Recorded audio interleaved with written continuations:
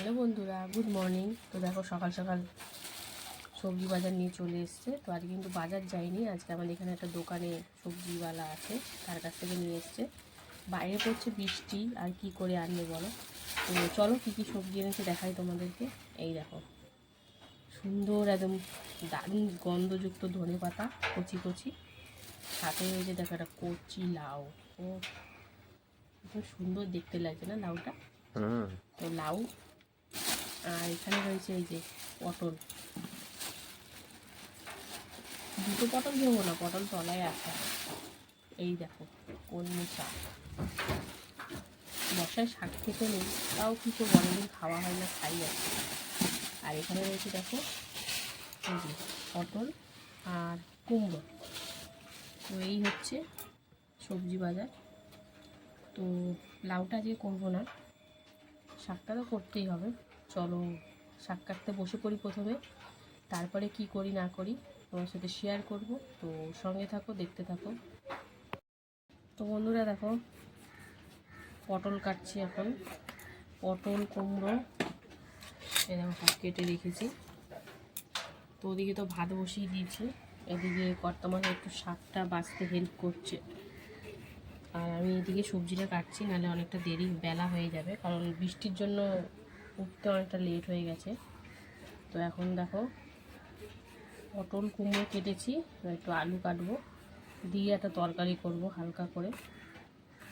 তো চলো, এবার আমার পটল কাটা কমপ্লিট, এবারে আলুটা কাটতে হবে।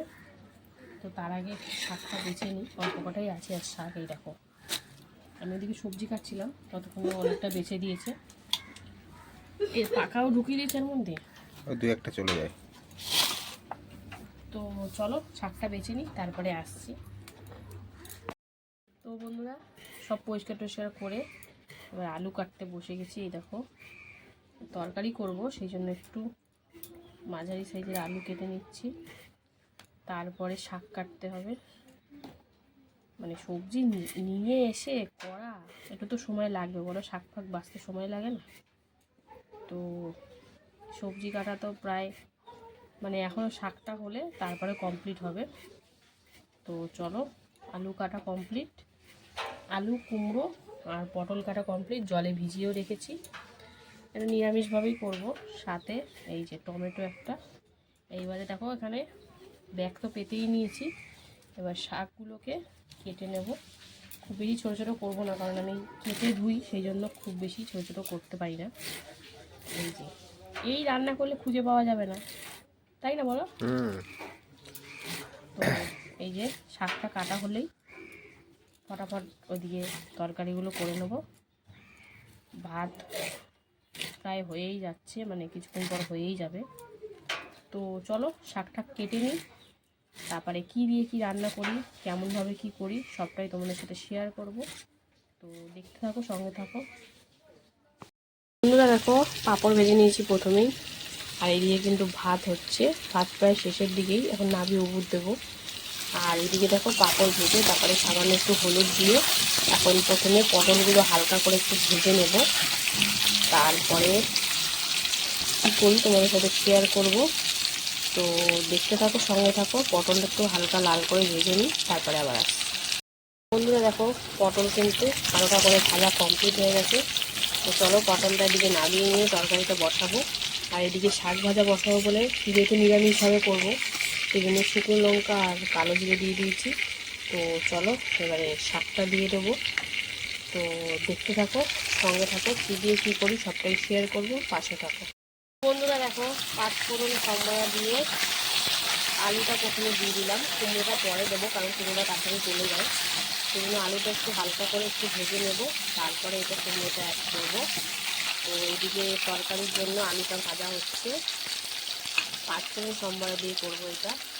আর এইদিকে দেখো শাক দিয়ে দিয়েছি, তারপরে এতে কাঁচা লঙ্কা, লবণ আর হলুদ দিয়ে এখন কিন্তু সুন্দর করে মিশিয়ে নেবো, একদম একটুখানি হয়ে যাবে।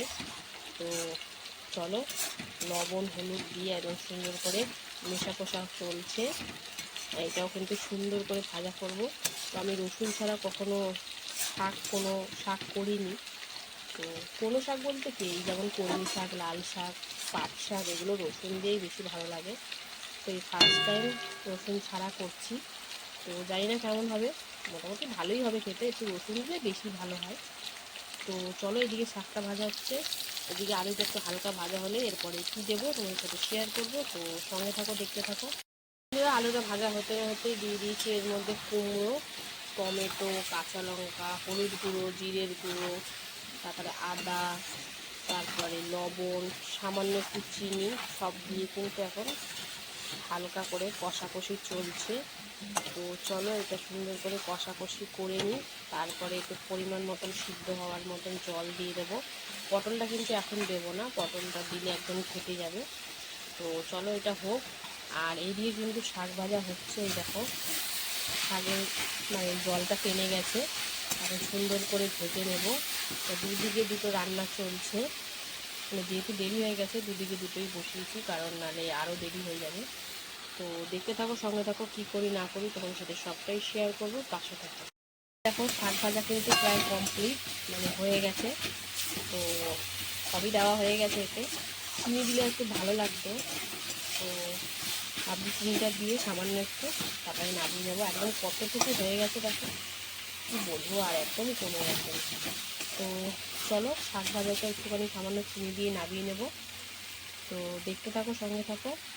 আর এদিকে দেখো কুমড়োর তরকারি কষাকষি একদম কমপ্লিট।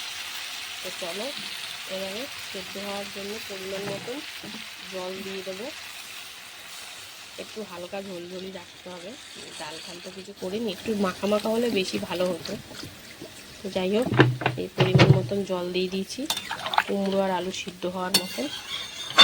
তো হালকা একটু সিদ্ধ হয়ে গেলে তারপরে এতে পটলগুলো দিয়ে দেবো, ভেজে রাখা পটল, ও তো তাড়াতাড়ি মানে প্রায় হয়েই গেছে বলা যায়। তো চলো দেখতে থাকো, সঙ্গে থাকো। বন্ধুরা দেখো চিনি দিয়ে দিলাম, চিনি দিয়ে হালকা একটু নেড়ে ছেড়ে তারপরে কিন্তু শাকটা কমপ্লিট হয়ে যাবে, তারপরে নামিয়ে ফেলবো। তো দেখো কতখানি হয়ে গেছে, কী বলবো, আর একদম মানে প্রসাদের মতন খেতে হবে। তো চলো শাক ভাজাটা কমপ্লিট, ওদিকে তরকারিটা হচ্ছে, তো তরকারিটা কেমন হয় না হয় সবটাই তোমাদের সাথে শেয়ার করব, তো সঙ্গে থাকো, দেখতে থাকো। বন্ধুরা দেখো কুমড়ো আলু সুন্দর করে সেদ্ধ হয়ে গেছে, এবারে এতে ভেজে রাখা পটলগুলো দিয়ে দেবো। দেখো দিয়ে একদম সুন্দর করে মিশিয়ে নেব, নিয়ে আবার 2-3 মিনিট মতন একটু ফুটিয়ে নেব। একটু মাখো মাখো হলে বেশি ভালো লাগতো, যেহেতু ডাল ফাল কিছু করিনি আর, সেই জন্য একটু ঝোল ঝোল রাখলাম হালকা।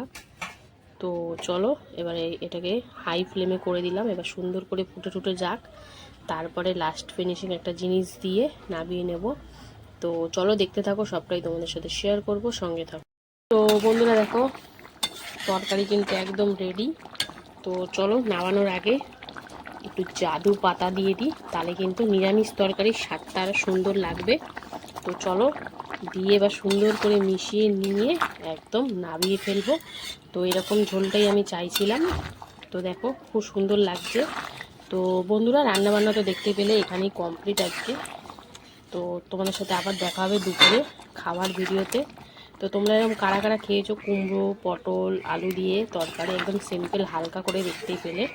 তো ভিডিও যদি ভালো লাগে অবশ্যই লাইক কমেন্ট শেয়ার করে ফলো করে পাশে থেকো, আর যারা যারা আমাকে এখনও ফলো করোনি অবশ্যই ফলো করে নিও, আর যারা যারা ইউটিউব থেকে দেখছো তারা অবশ্যই চ্যানেলটা সাবস্ক্রাইব করে পাশে থেকো।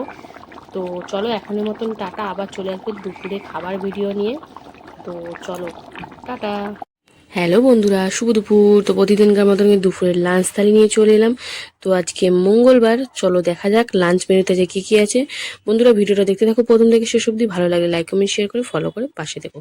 তো দেখো লাঞ্চ থালি সুন্দর করে সাজিয়ে নিয়েছি, এখানে রয়েছে দেখো গরম গরম সাদা ভাত, তারপরে রয়েছে এক টুকরো পাতি লেবু, আর রয়েছে কিন্তু এখানে কলমি শাক ভাজা। তো শাক মানেই ভালো লাগা একটা, আর রয়েছে আলু পটল কুমড়ো দিয়ে একটা তরকারি, আর এখানে রয়েছে দেখো পাঁপড় ভাজা। তো কর্তামশাই তো একদম রেডি খাওয়ার জন্য। তো দেখো প্রথমে তো শাক দিয়ে খেতে হবে, তো কর্তামশাই কিন্তু সুন্দর করে শাকটা মাখামাখি করে নিচ্ছে। তো শাকটা কিন্তু কালো জিরে আর শুকনো লঙ্কা ফোড়ন দিয়ে ভাজা করেছি আজকে, পেঁয়াজ রসুন কিন্তু কিছুই দিইনি। তো মোটামুটি লাগছিল, পেঁয়াজ রসুন দিলে একটা আলাদা স্বাদ লাগে। তো সুন্দর করে মেখে চুখে এই দেখো খাওয়া দাওয়া করছে, যেহেতু পেঁয়াজ রসুন দিয়ে নি কর্তামশাই অল্প করে ভাত পেয়েছে, বলছে ভালো লাগবে না, ঘাস ঘাস টাইপ লাগবে, তো মোটামুটি চলে যাওয়ার মতন। তো শাক ভাজা দিয়ে খাওয়া কমপ্লিট, এবারে কিন্তু তরকারিটা দিয়ে খাবে।